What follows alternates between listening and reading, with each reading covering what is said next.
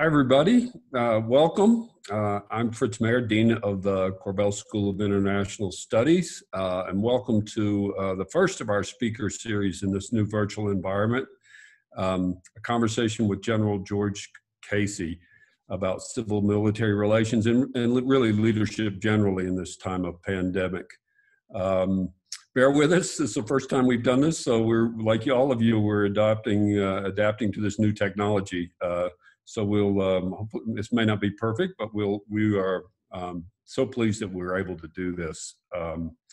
We'll start with an initial conversation between the general and myself, and then we'll open up to questions. So there'll be a time when, I think in about half an hour, when you can submit questions using the Q/A feature at the bottom of your screen. So submit your questions. We obviously won't get to all of them, but we'll do our best. I should note the event is being recorded and that it will be available afterwards on our YouTube channel. We'll send a link following the event. General George W. Casey, Jr.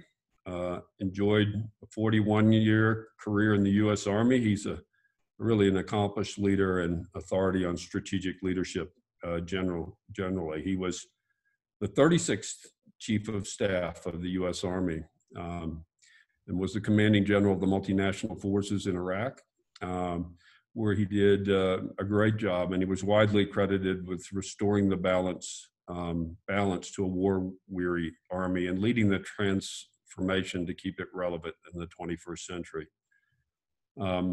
He's a stalwart advocate for military families, wounded soldiers, survivors of the fallen. He serves on numerous boards of organizations that support our servicemen and women, our veterans and their families. Most importantly, he holds an MA in International Relations from the Josef School of International Studies, where he also teaches a class on civil-military relations. So he is a perfect guest to launch our series. So first, General, thank you for your service. Welcome back to the Korbel School, at least virtually. Thank you very much, Fritz. I appreciate it. Good. So I don't know if you want to say a few opening remarks, or we could launch into questions. Yeah, you're studying your home. Yeah, I'm here in Arlington, Virginia.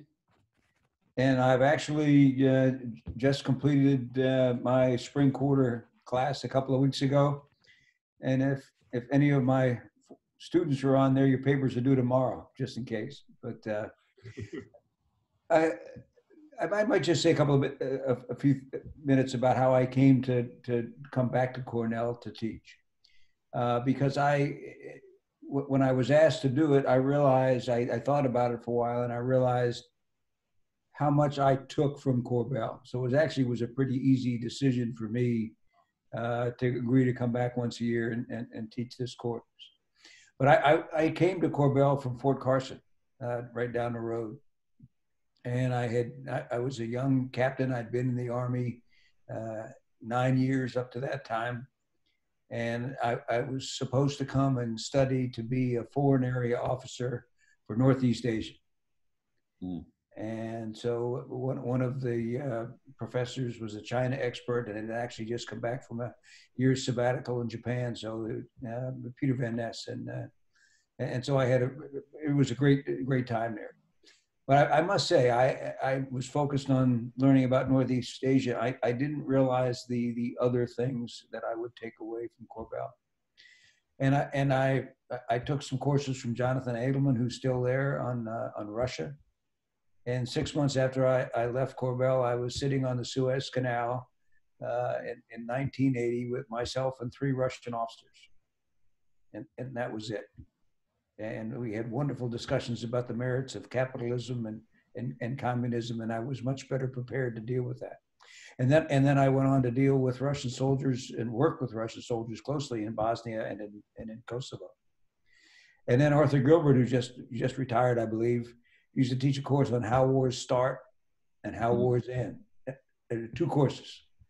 And I was actually present in the White House Situation Room as we made the decision to go to war in Kosovo or against Serbia, and also when we made the decision to go to war in Iraq as a backbencher.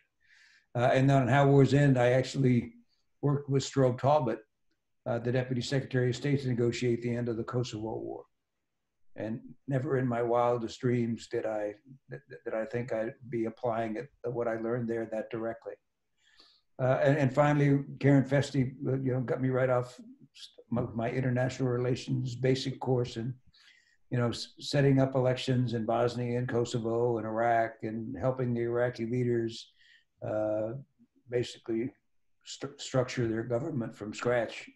I had a lot I brought with me. So anyway, when Chris Hill, who I knew since he was the ambassador to Macedonia and I was a brigadier, asked me if I would do this, I said absolutely, and I've thoroughly enjoyed it. And this is actually my 8th year, and I missed my annual trip to Colorado.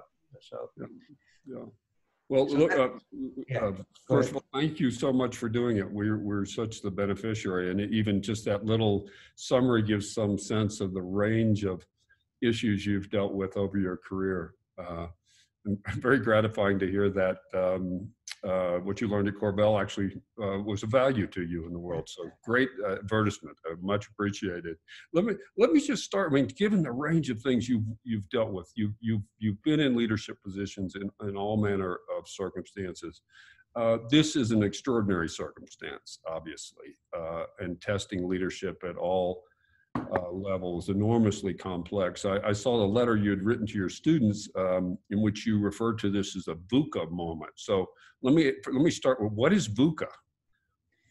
VUCA is volatile, uncertain, complex, and ambiguous. And I'll tell you a quick funny story, but right after I retired from the Army, I got a call from the dean of the Keenan Flagler Business School down at University of North Carolina. And she said, would you come down and teach, give our students a talk on leading in a VUCA world? I said, absolutely, Dean, no problem. And I hung up and I immediately Googled VUCA because I knew it was an acronym. I thought the Army had something to do with it, but I'd forgotten what all the letters stood for. And imagine my surprise and chagrin when I found out that it was a term coined by the United States Army War College in 1989 to describe what they thought the world would look like after the demise of the Soviet Union. Volatile, uncertain, complex, and ambiguous. And as I thought about the presentation, I realized that I'd seen VUCA in Bosnia in '96, I'd seen it in Kosovo in 2000, and I saw it in spades in Iraq in 2004, and the environment only got more complex. And so when I started thinking about how this impacted leaders, how volatility, when things change all the time, how it impacts leaders. And as I thought about it, what I saw in Iraq was people got frustrated by making plans and never executing them because things change so much. And so they'd say, well, why should I plan? And I would have thought that was just a military thing, but I was talking to the CEO of a major US multinational corporation, and I think he'd just come out of a strategic planning meeting. And he basically said, "Why? I don't know why I plan. Every plan changes." And then uncertainty. I mean, one of the things that everybody sees today is how uncertain things are. And what I found is to be successful as a leader amidst all this uncertainty is that it starts with humility. You have to be humble enough to admit to yourself that you don't know everything. In fact, you can't know everything.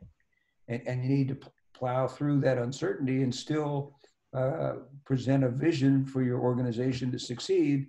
And that takes a little courage. Complexity, things are only getting more and more complex. And when you try to think about the interaction and the integration of multiple and often competing internal and external variables, it's mind-boggling. And so, lastly, just ambiguity real quick.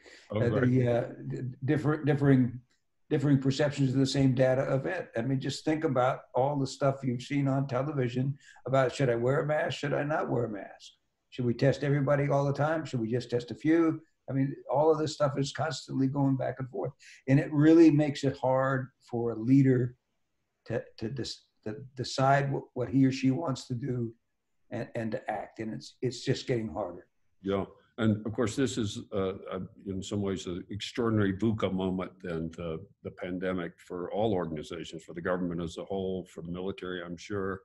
And you touched on this a bit. Well, what would you say are the sort of qualities of leadership that are most demanded by moments like this? You mentioned humility, I suppose, kind of flexibility, but as you think about this, and I know you've lived it and thought about it, what are the qualities of leadership that are most demanded in moments like this? And for me, and these are the same three that I say are required by leaders to lead successfully in a VUCA world, and this is just another example of that. But it's vision, courage, and character. For me, the number one job of a leader, particularly in difficult situations, is to point the way ahead, to be able to cut through all the VUCA-ness and say, no, this is what we're going to do. And doing that in a VUCA world is not easy business because it's usually difficult. And that's why it takes courage. It takes courage to act with conviction in the face of uncertainty and risk. Because we're all human. We can't predict the future. And we could be wrong and there could be significant consequences. So courage. And then lastly, character. People today, especially today, need to trust their leaders. They need to believe in them. And people trust men and women of good character who they believe are doing the right things for the organization rather than for themselves. And so for me, vision, courage, and character are the most important characteristics that a leader needs to show, particularly today. It's interesting that you point to the importance of trust in this moment, and it does seem that we're at a point where there's perhaps less trust in leadership generally, not pointing fingers at anyone in particular, but perhaps in particular at the federal government, but in a lot of ways of many forms of leadership. And I guess that's a segue in a way to the conversation about the state of civil-military relations in the U.S. The U.S. military has a very proud history of a kind of distinctly American form of relationship between civil and military. And you teach about this and you've lived this. What are the kind of, just briefly, I mean, what are the basic tenets of that tradition in the United States of the proper relationship between military and civilian? But the relationship goes back to the Constitution. And I have the students read the Constitution in the class, and I think a lot of them are surprised. I was surprised when I read it, how much of what the framers did in Philadelphia had to do with building a peacetime military establishment that wasn't a threat to the democracy that it was supposed to protect. And that's where the checks and balances of the Constitution come in. But basically, it comes from a recognition that any democracy needs a military, a standing force, to be able to protect its sovereignty. And that force, because it's a very powerful force, cannot be used as a tool to repress the population that it ultimately serves. That's really the core of it. And we've accepted that tradition in the U.S. military really since George Washington set the tradition in Newburgh, New York, in the late 18th century, and we've lived by that ever since. And it's very interesting as I go around the world and see different countries. I was doing a paper for the Atlantic Council on the militaries in the Egypt, Tunisia, and Libya after the Arab Spring. And as we went around and talked to the different countries, we didn't go to Libya because of the situation. But as we talked to leaders there, everybody knew they wanted civilian control over the military, but nobody had any idea what it was. And basically, the civilians are responsible for the strategy, for the policy, for the oversight, and for the budget for the military. And the military is responsible for executing the directives of the civilian leaders. And it's worked very well for us for 240 for a very long time. And I know you've been asked to comment on this in the light of recent events where arguably there's been a strain in that relationship, and particularly as the distinction you just made of the civilian role in setting strategy, the military role in executing it, with the high-profile intervention in the case of Captain Crozier and the Teddy Roosevelt. Before that, maybe the intervention in the case of the Navy SEAL. I'm just curious if from your standpoint, whether one, those were kind of proper interventions, and what impact, if any, have they had on the relationship?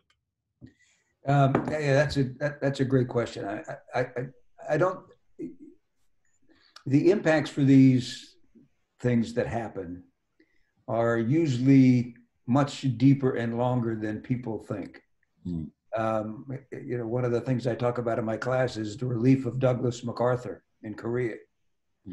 And the generals who were leading the military as we went into Vietnam had all been there in Korea. And, they were a little hesitant to come up and speak their minds because of what had happened to MacArthur. The same kind of thing could happen here.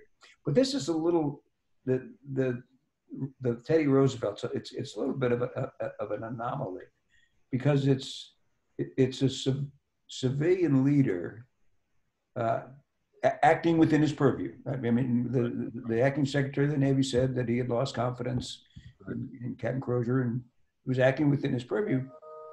But at the same time, in his own words, he said he did it because he knew the president was mad and wanted the guy relieved. And he did it before an investigation was completed. And I found that very irregular. In fact, the military leaders, the chief of naval operations and the chairman of the Joint Chiefs, both said that they should complete an investigation to find out what happened. But the assistant secretary, the acting secretary of the Navy, couldn't wait.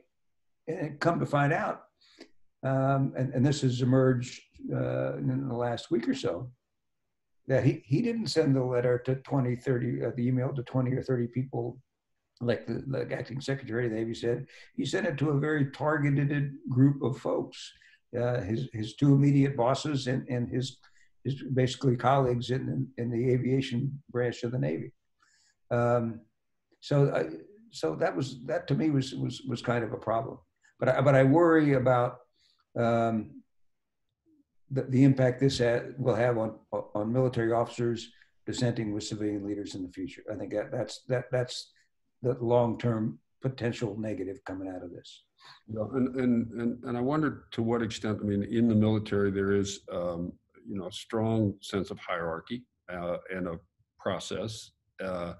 In this case and some others, I referenced the Navy SEAL case, but there are others, there are moments where, as you point out, within the prerogative of the commander-in-chief and other civilian leaders to intervene, and yet they also seem to me have the potential to kind of undermine some of the kind of core values of the military. And I'm curious if you agree with that or you see that.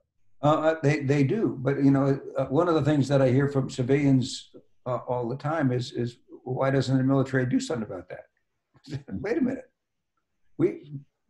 our civilian leadership is not accountable to the military. They're accountable to the American people. And it's for the American people to decide whether that's what their actions toward the military are good or bad or indifferent. Yeah. Let me widen the lens a little bit. to get you, because you've served in so many places. You've been a participant in and an observer of world events for a long time. And this is such an extraordinary moment. It was probably before the pandemic, as you and I've discussed before, and maybe now even more so. There was a New York Times article today about America's role in the world. And the essence of this was a kind of lament being felt around the world by leaders, by other countries, and this being the sort of first global challenge without American leadership. How important is American leadership, in your view, at moments like this or other moments of crisis? I think it's hugely important, and in my own experience, I have seen the United States as the catalyst for international action. That there can be a swirl of folks around talking about doing this, doing that, but it took us coming in to bring the group together and move people toward action. And I think it's a shame, frankly, that we're not exercising a leadership role. And people are barely talking about what's going on in Africa and some other developed countries that have really yet to be hit by this virus. And I'm starting to read things that said that we could be looking at a significant food shortage in a lot of those countries. So we're big enough to take care of ourselves and help others.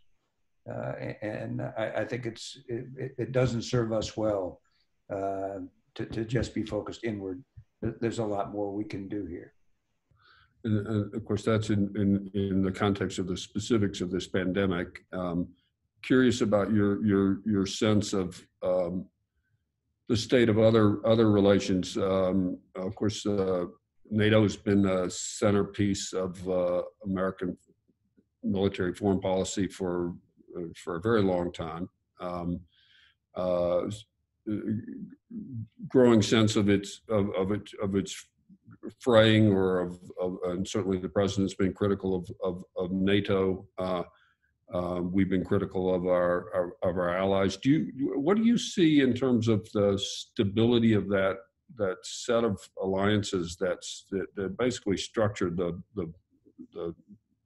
world order really over the last half century? I think over the last several years, the leaders of those other countries and those alliances have been shaken a little bit, and their confidence in us has been shaken a bit. But I gave a talk over in Oslo on the last 4th of July, and one of the things I told them, I said, 70% of the American people still believe in NATO and believe in the alliances. And so that will bring itself to bear. And I told them, we're not walking away from you. So I would hopefully we can get that back on the right track. But the other big relationship here that's suffering from this pandemic and was already not doing well was our relationship with China. Yeah. And I think that is probably our most important relationship going forward. And I believe it's incumbent on both of us to work very hard together to get it right. I went to China in December as part of a group of retired generals and admirals meeting with retired generals and admirals. And this has been going on for about a decade. And it was actually it was 10 years since I had last been in China. And before I went, 10 years ago, before I went, I brought in people from all across the political spectrum in the United States to get their views. And the views on China ran the spectrum. They ran the gamut. Some people said China was significantly evil. Some said, no, there's a lot of very positive things here. I told them that's not the way it is today. I said the vast majority of the American people are down on China because they feel that China has used us and taken advantage of us for their own benefit. And that we needed to figure out how to move that forward. As all retired old military guys do, yes, we groused about it, but we published a paper after it was over. But I do think that it's important for all of us, both in China and here, to work together to make the relationship work. It's for the good of our global society. Clearly, in things like climate change or security or the working of the global economy, we're the two most important forces. And yet there are also points of tension, in the military realm, which you know well. China increasingly assertive in its backyard, pushing the envelope. Historically, we've maintained a pretty sizable presence in the region. Where do you see that going? And from afar, it looks like the Chinese government is increasingly aggressive and assertive. To what extent, and in what places do we confront them or contest that? It was lots of discussions about the South China Sea and what's going on there. And we actually, I thought, had some productive discussions. And we basically, there's all kinds of conventions around the world in constricted waterways. I'm thinking of the Bosphorus, the Montreux Convention, things like that. Countries around the world have worked to allow freedom of access to different waterways without imposing on someone's security. Those conventions exist, and I think they would be ripe to be applied someplace in the South China Sea if we could get past the lack of trust. And there's no trust. There's no trust there, and the military leaders are seeking to push out the areas that they control, so that they basically have a more defensible position. But I think we need to come together around moving forward in the South China Sea to get some established relationships. So we need to do it at the governmental level, because right now we're pushing it down to the captains of ships going through there, and if they're challenged, it's on them to react. And I'm afraid that we could have an accident or something like that could lead to worse things happening. So that's an example of an area that I think we could work together on if we trusted each other enough to take a step forward. There was a hope, and I was years ago when I worked in the U.S. Congress, quite involved with a lot of the trade issues. There was certainly a hope that as China came into the global economy, joined the WTO, that the opening of its economy would lead to greater democratization, freedom. That was sort of that notion. I was probably guilty of that assumption myself. And yet what we see in China, it has been obviously in the case of the Uyghurs, the most extreme form of this, it looks like anything but increasing democratization there. How does that, in your view, and should that factor into how we engage with China?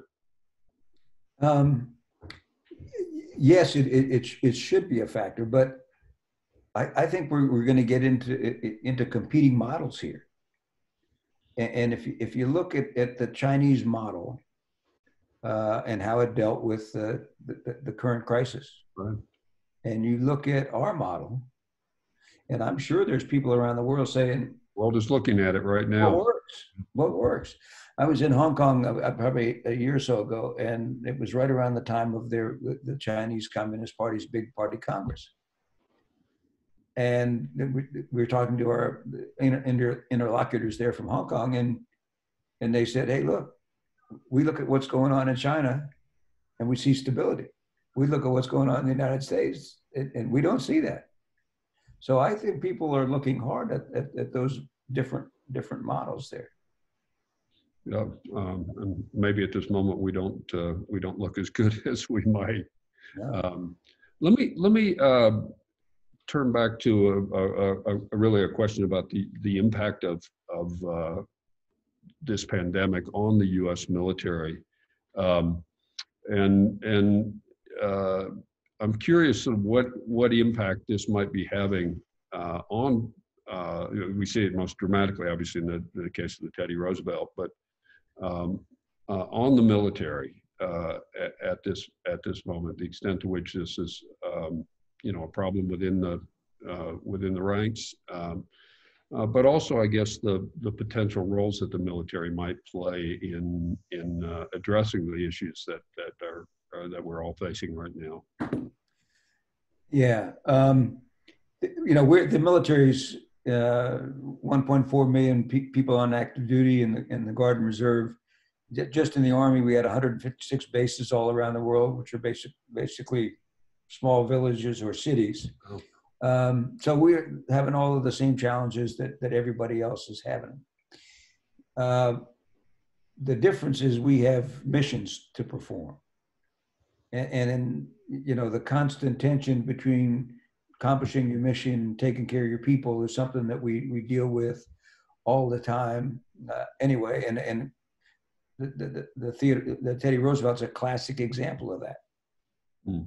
So I just saw something today that the Department of Defense has come out with a prioritization list for testing, and they're basically first priority are the nuclear forces and the national mission forces of the special operating forces, folks deployed in combat, folks deployed overseas, and then everybody else. And that's really kind of how they look at things. We're always going to be able to execute our national missions, and there's a finer line there between mission and people, but we will take care of that national mission. The folks in combat have a job to do. I'm sure that there will be mitigating. They will do everything they can to mitigate it, but they'll still go out and do their jobs. And then I was one of my aides is stationed out at Fort Benning, where they train basic trainees, right. And they're all adapting, and so they bring in the trainees and they basically quarantine them for 14 days to see if everybody's okay, and before they start training. And then they have a new acronym. Army, we love our acronyms. It's called SDET, Social Distancing Enabled Training. There you go. You heard it here first. That's right. Another one that'll enter our vocabulary. Right. But probably things we could all learn from the military, how they're handling it. We're facing it. The Korbel School in DU, the question of balancing mission and safety as we think about at what point do we reopen and in what ways, and how do we accommodate how do we do our job, our mission, while keeping people safe. So probably a lot we could learn. They actually I think they've had slightly over 3,500 identified cases and only 2 deaths in the military so far. So that is a pretty good track record. That is a very good track record. Well, now we've opened the Q&A section, and so in a minute we'll turn to questions from all of you listening in. Let me just ask one more last thing, and then we'll turn to those questions. And this is really about the way in which you've personally responded to this crisis, or at least one of the ways, no doubt others. And that's your involvement with this volunteer surge, which I was intrigued, as I understand, an effort to mobilize, is it right, 1,000 healthcare workers? They're trying to mobilize 1 million, yeah. 1 million, sorry, I've undercounted by several orders of magnitude. I meant 1 million, of course, 1 million. Tell me about that and your role in that. I've been working with a colleague on putting together resilience training online for folks. And he has his expertise is putting together online training programs. And the one he had already packaged and given to the Red Cross was one for community nurse assistants. And so right after this, the virus started to hit us really hard, he called me up and said, hey, I've got this idea. And he wants to basically make that course available free to people all around the country and then all around the world, so that they can go in and basically take over tasks that doctors and nurses don't need to do. And so he had me make an introductory video, and the part I talked about was service, because I'm obviously not up on community nursing. And then I guess the other good part of it is he's got Salesforce and ADP to donate their software free, so that people can take the course and then they can go sign up online and get immediately connected to someone who needs it. So it's off. It started. The website's up and running, and so hopefully it'll make a positive impact. Well, that's great. Well, wonderful example of your continuing service and your impulse to serve. So hopefully it will have a positive impact on that. Let's turn to audience questions now, and we have quite a few actually. So that's great. Well, let me. I see one here from John Korbel. So how appropriate. Hi, John. John writes, I haven't vetted this one yet, but let's see. What do citizens do in a VUCA world when their leader lacks one or all of the characteristics of vision, courage, and character? If you say vote for the right leaders, how would you assure there is a vote? Okay. That's John's question. Yeah, thanks, John. But the answer to your question is they vote. They go out and they vote for a leader that they believe in, and that's our system. And I basically joke with folks and said, in a democracy, do people get the leaders that they deserve? Because they're the ones that pick them. And so I suspect people will be looking hard at our leadership as we go into the next election. Great. We'll leave it there on that. Let me, I have a question from Ariana McNair.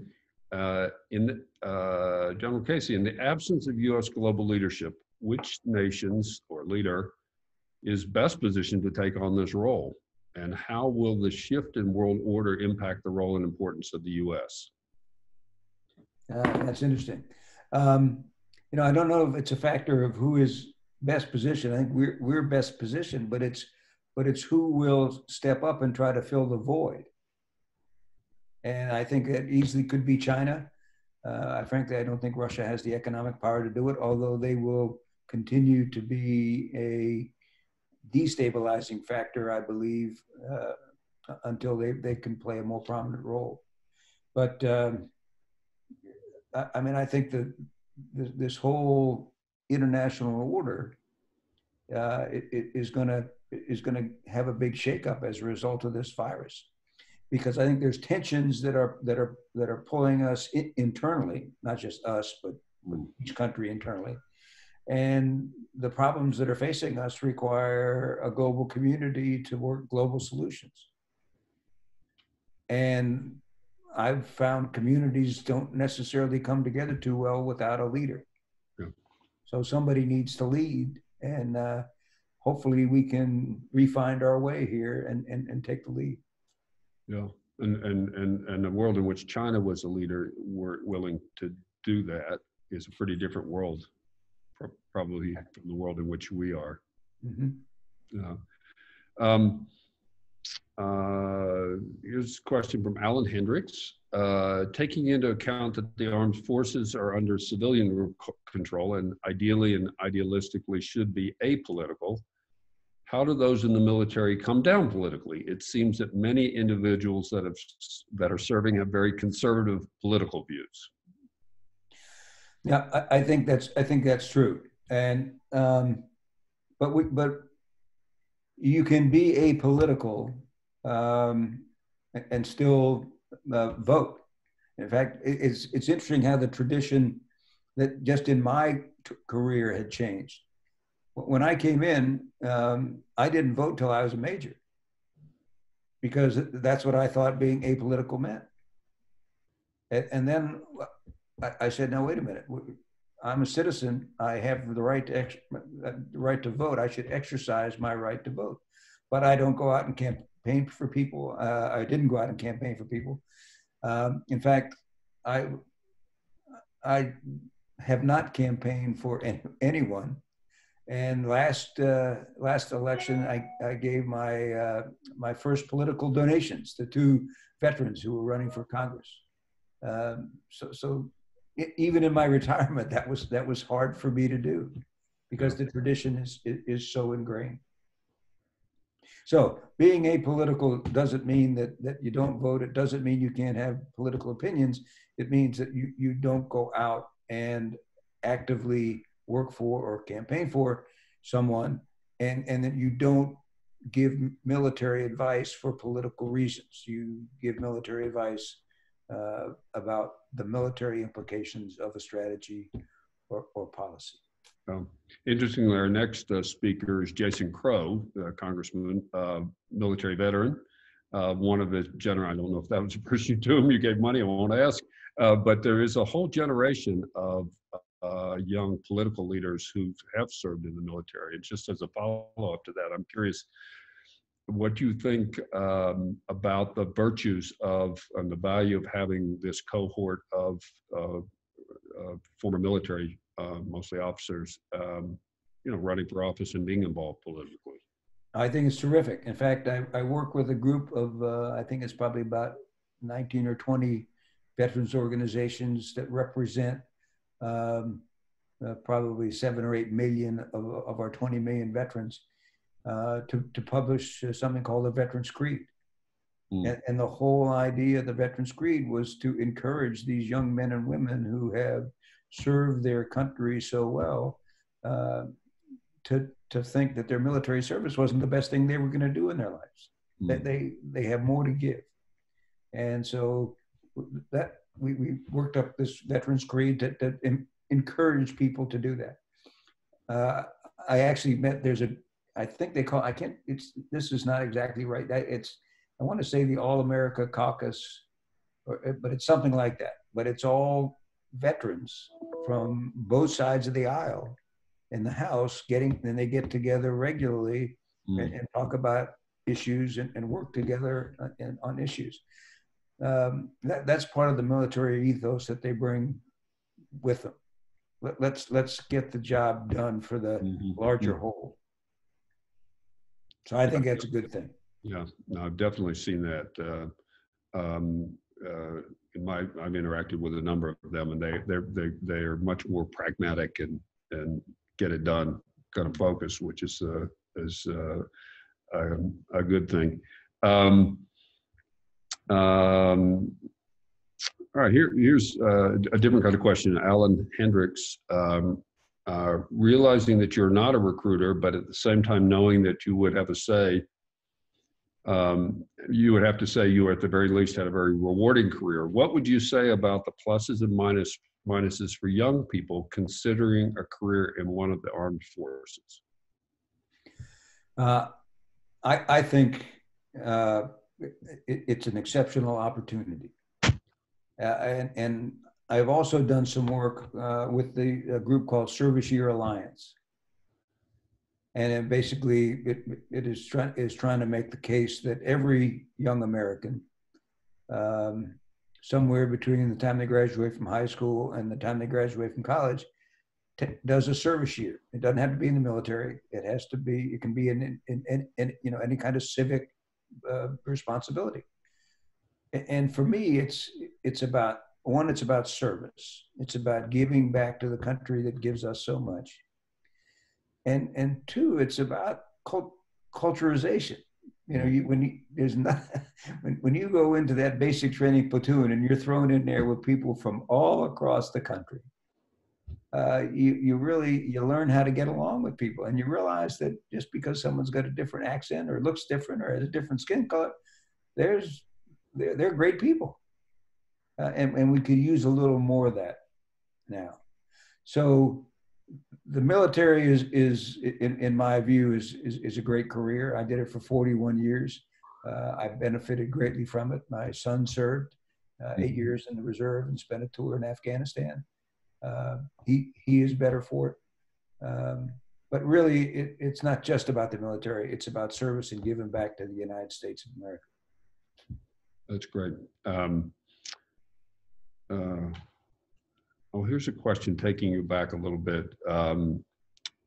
Here, were there long-standing, this is from Diana Carlson Sherbo, were there long-lasting successes resulting from the Iraq campaign? Long-lasting successes. I mean, obviously, we're not quite done yet, but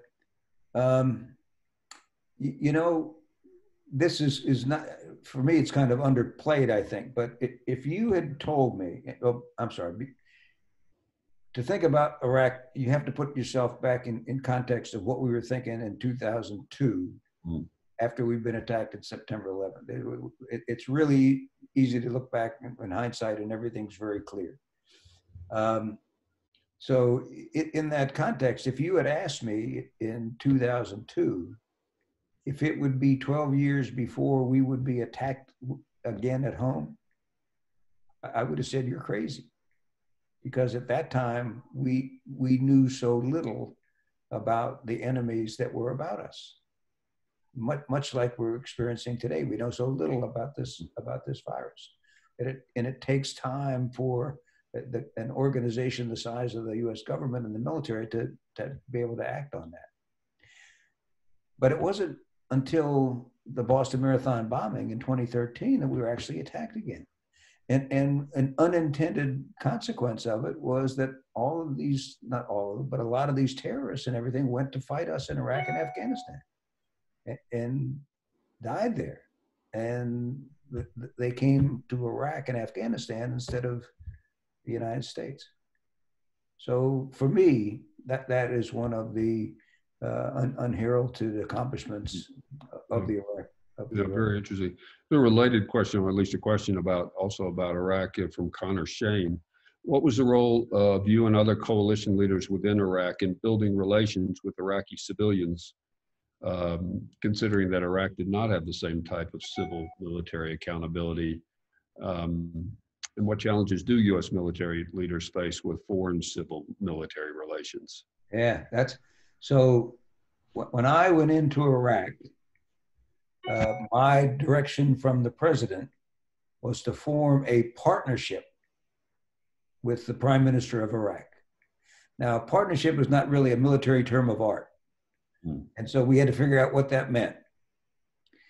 And so I went in and started my dealings with the first prime minister. And then he had two ministers, probably had three ministers that I interacted with: his defense minister, his interior minister, and his national security advisor. From the beginning, I tried to show them the respect that I felt a civilian leader would do. Even though I didn't work for them, but I treated them as political leaders, knowing that the political consequences would be on them and not on me. What made that really interesting was I had three different sets of Iraqi ministers while I was there, because we had three elections in a year. And so I was constantly building my relationships with these Iraqi political leaders. They basically we'd get one group to, after about 9 or 10 months, to the point where, okay, we were really kind of working together, and they leave. And the sad part was the last 3 or 4 months of those months, they were lame ducks, because there was an election that displaced them, but they were still fighting for their role in the governments. But we were constantly working closely with the Iraqi political leaders. And I found it was the personal relationships that we built and took the time to build made a difference in crisis. And we were pretty much always in crisis. Yeah. Those personal relationships always do matter. You were pointing to the portrait in the background that your barber, you said, had done. Obviously, you had a personal relationship with him. Yeah. Very, very fascinating. Alice Kadarian writes, what responsibility do military leaders, active duty and retired, have to articulate and act when they regard the commander-in-chief as undertaking decisions and actions that put our national security at risk? It is the obligation of military leaders to tell our civilian leaders, or to give our civilian leaders their best military advice on the military implications of the strategy or policy. It is the civilian leader's choice to accept that advice or not. When the military leader is in the position of saying, okay, I believe that this situation is such that I'm being instructed to do something unethical or immoral, and so I must resign. The other choice is to say, yes, Commander-in-Chief, and drive on. But again, it's not the military's job to control the Commander-in-Chief. The Commander-in-Chief is accountable to the American people. And it's up to the American people to basically, through their vote, to express their opinion of how the Commander-in-Chief is doing with our national security. Yeah, it's interesting that in the environment you've remained not apolitical as you described, but you've not generally spoken out or been all that public in terms of the kind of partisan nature. You're quite outspoken on issues, but there are quite a number of ex-military folks who have been very vocal and very partisan. I'm just curious what your take is on that. Yeah, obviously, since I'm not out there doing it, I don't think it's the right thing to do. And frankly, and one of the reasons I don't speak out because things is my view, things are so partisan today that if I say something that is in disagreement with one party, that I'm immediately categorized as coming from the other party. And I'm not a Democrat, I'm not a Republican, I'm an independent American. And that's, so if I can express my views as an independent American without seeming to favor one side or the other, then I'm happy to do that. But I don't believe it's prudent for military officers, for sure on active duty, but retired military officers, to speak so public, to be so publicly partisan. We probably only have time for a couple more. Let me see what we've got. Kyle Williams says, do you believe that nearly 20 years of continuous conflict has added to the growing separation between the armed forces and veterans and the civilian population in the U.S.? The burden of armed intervention seems to fall on an ever shrinking proportion of the U.S. population. Yeah. I get this question a lot. And I went to college in Washington, D.C. From 1966 to 1970. So right during the height of all the Vietnam War protests. And so in my early years, I saw how the country reacted to its military after Vietnam. And it was not pretty.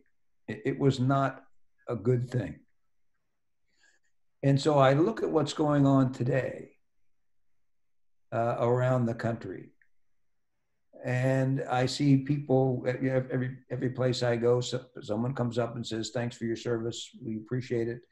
And I see that not just me, but with soldiers, sailors, airmen, Marines all around the country. And it's so positive, and it's such a positive difference from what I grew up with. I don't think it's all bad. What we're missing, though, is what we talked about earlier. It's service. Yeah. And it's willingness of young people from all walks of life to give back to their country. And I do believe that we would strengthen ourselves as a country by providing a vehicle for that to happen. Right. I see a question from John de Blasio, who's a member of our board here. Yeah, John, how are you? John, can you remember another time where the senior uniformed leadership have been overridden in their implementation of military justice, such as happened with the Gallagher and Crozier cases? Oh, on military justice? You know,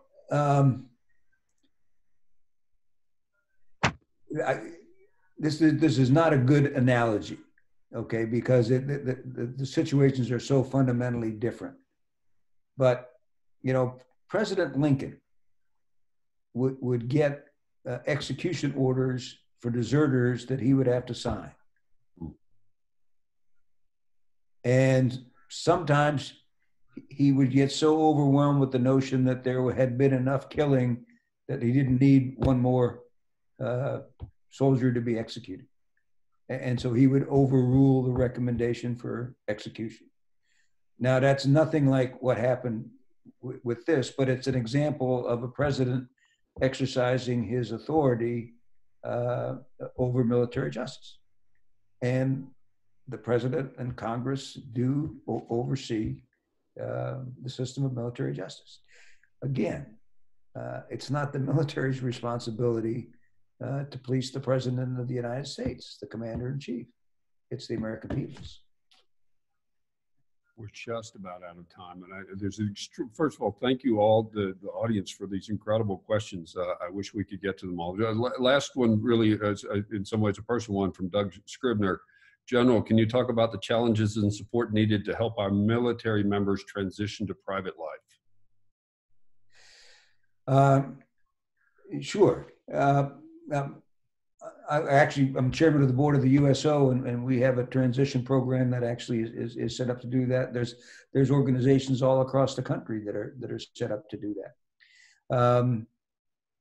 And I'm on the board of Student Veterans of America, and we basically work to make sure that the veterans go into school, get the education so they can get out and integrate back into society. There's so many different facets of this, and some of it's on the civilian side, some of it's on the military side, and it's going to take the civil military partnerships that we have all over the country here to make this work. I believe the veterans have an awful lot to offer.